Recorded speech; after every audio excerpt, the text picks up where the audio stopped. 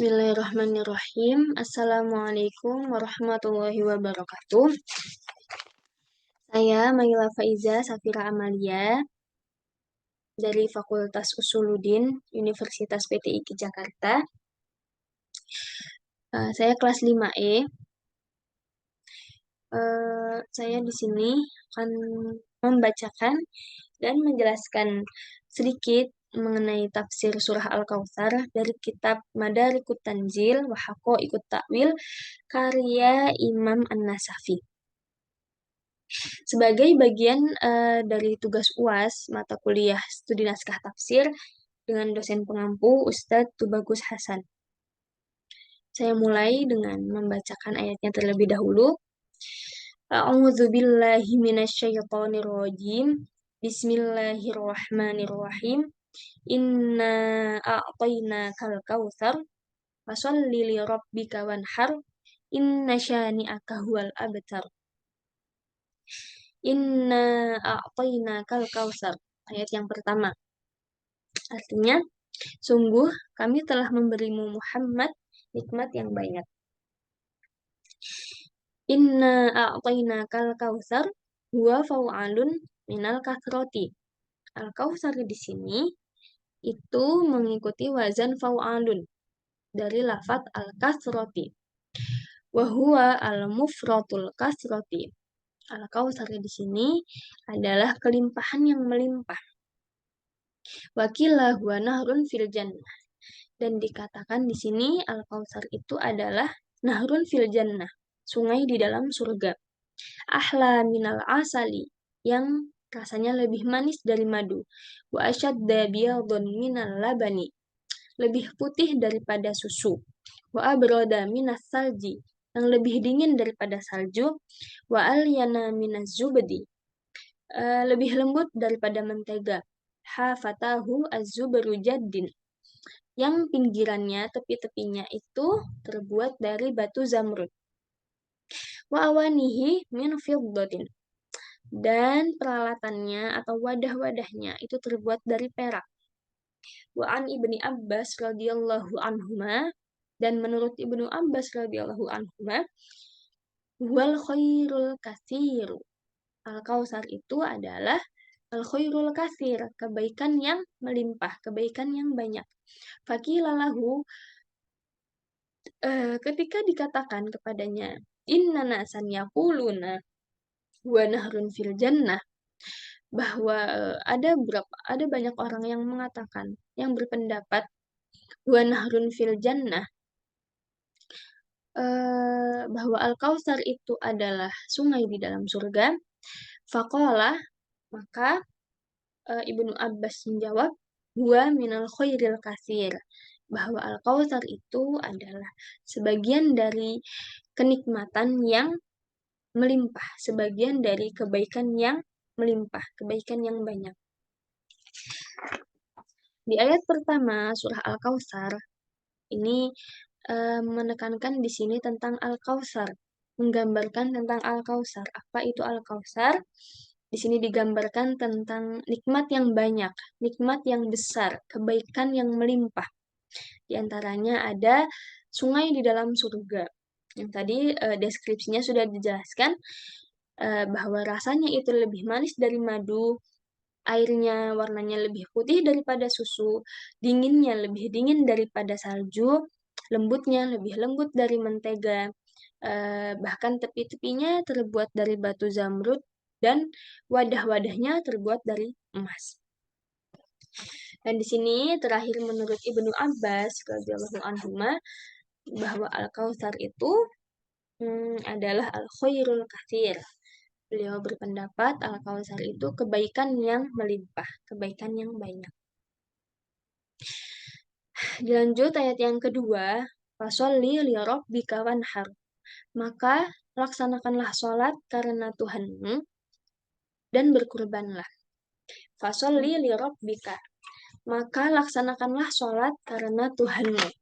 Fa'bud rabbaka, sembahlah Tuhanmu, maka sembahlah Tuhanmu. Alladzi a'azzaka, yang memuliakanmu, bi'a'ta'ihi, dengan pemberiannya. Wa syarrafaka, dan menghormatimu. Wasonaka min manannil kholqi, yang menjaga atau yang memelihara kamu dari kalangan makhluk, dari golongan makhluk, muragiman liqaumika, karena hinaan terhadap kaummu, alladzina ya'buduna ghairallahi, yang menyembah kepada selain Allah. Wanhar, dan berkurbanlah, liwajhihi wa biismihi idza naharta, berkurbanlah demi zatnya, berkurbanlah karena Allah, wa biismihi, dan dengan menyebut nama Allah, idza naharta, apabila kamu berkurban. Mukhalifan li abdatil awsani, maka bertentangan dengan para penyembah berhala, fin nahrilaha, di dalam kurbannya mereka. Nah, di ayat yang kedua ini, setelah Allah menurunkan banyak kenikmatan, memberikan banyak anugerah, maka di sini Allah memerintahkan untuk beribadah, untuk menyembah Allah. Sholatlah, laksanakanlah sholat. Sembahlah Tuhanmu. Jadi kita diperintahkan untuk menyembah, untuk menunaikan ibadah dengan hati yang ikhlas, hanya karena Allah, dan dengan mengharap ridho Allah. Wanharu, dan berkurbanlah, liwajihi wa biismihi idza naharta, dengan menyebut nama Allah, berkurbanlah karenanya dan dengan menyebut namanya. Nah, di sini ini menunjukkan penghormatan dan ketundukan kita kepada Allah dalam berkurban. Mukhalifan li abdatil awsani fin nahrilaha. Serta di sini menjadi perbedaan yang tegas dengan ibadahnya para penyembah berhala dalam kurbannya mereka kepada berhala mereka itu. Ayat yang ketiga, inna syani'aka huwal abtar, sesungguhnya orang yang membencimu dialah yang terputus. Inna syani'aka, sesungguhnya orang yang membencimu, innaman abghadoka min qaumika, mereka yang tidak menyukaimu dari kaum-kaummu, bimukhalifatika lahum, karena kamu berbeda dengannya, karena tindakanmu itu tadi berbeda dengannya, wal abtaru, dialah yang terputus. Al-munqati'u an kulli khairin, adapun orang yang terputus dari setiap kebaikan, dari segala kebaikan, la anta, itu bukan kamu, tidak termasuk kamu. Lianna kullaman yuladu ila yaumil qiyamah, karena sesungguhnya setiap orang yang lahir sampai hari kiamat, minal mu'minina fahum auladuka wa aqabuka wa zikruka, dari golongan orang-orang yang beriman, mereka adalah anakmu, keturunanmu, dan pengikutmu, marfu'un alal manabiri, itu akan diangkat di atas mimbar-mimbar, wa ala lisanin kulli alimin, dan atas ucapannya setiap orang alim, pengucapannya, perkataannya setiap orang alim, wa zakirin, dan orang yang mengingatmu, ila akhirid dahri, sampai akhir zaman, ya beda'u bidzikrillahi, yaitu mereka memulainya dengan menyebut nama Allah, dengan mengingat Allah, wa yusanni bidzikrika, dan memujimu dengan mengingatmu Nabi Muhammad,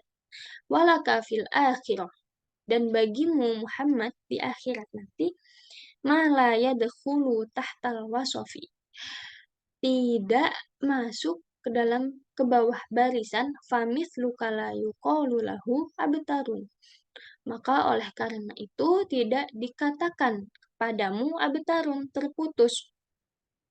Innamal abtaru, sebaliknya orang yang terputus itu, wasyani'uka, itu adalah mereka yang membencimu, orang-orang yang membencimu, al-munasyu, yang dilupakan, fit dunya wal akhirah, baik itu di dunia maupun di akhirat.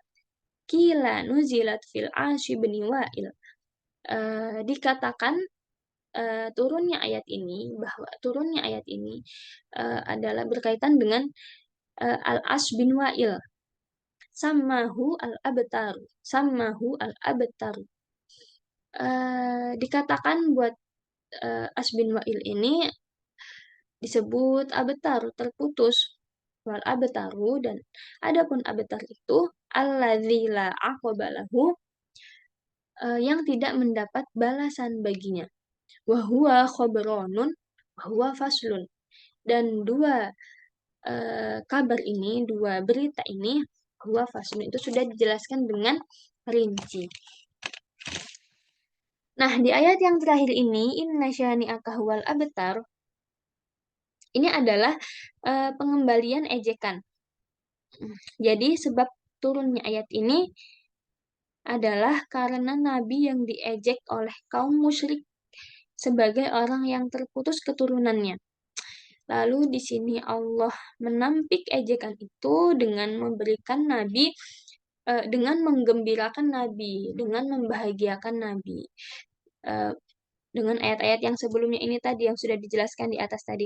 Jadi Allah menganugerahkan kepada Nabi kenikmatan, lalu memerintahkan Nabi bersyukur dengan melaksanakan perintahnya, dan Allah eh, mengembalikan ejekan kepada pengucapnya tadi, mengembalikan ejekan itu tadi kepada yang ngucapin tadi, kaum musyrik tadi. Inna syani'aka huwal abtaru, bahwa sesungguhnya yang membencimu dialah itulah yang terputus, yakni terputus keturunannya dan luput dari kebajikan. Jadi di sini jika kita menerima riwayat yang menyatakan bahwa sebab nuzulnya ini adalah ejekan kaum musyrikin terhadap Nabi, jadi al-abtar di sini maknanya itu terputus keturunannya. Namun jika riwayat tersebut ditolak, maka kata abtar di sini berarti terputus dari kebajikan. Nah, redaksi al-abtar di sini bersifat umum, dapat menampung kedua pendapat tersebut. Jadi lafaz al-abtar di sini bisa mempunyai dua makna, tergantung redaksinya ya. Bisa bermakna terputus keturunannya, juga bermakna terputus dari kebajikan. Sekian penjelasan dari saya. Mohon maaf atas segala kesalahan, luputan, kekhilafan saya. Wallahu a'lam bishawab. Wassalamualaikum warahmatullahi wabarakatuh.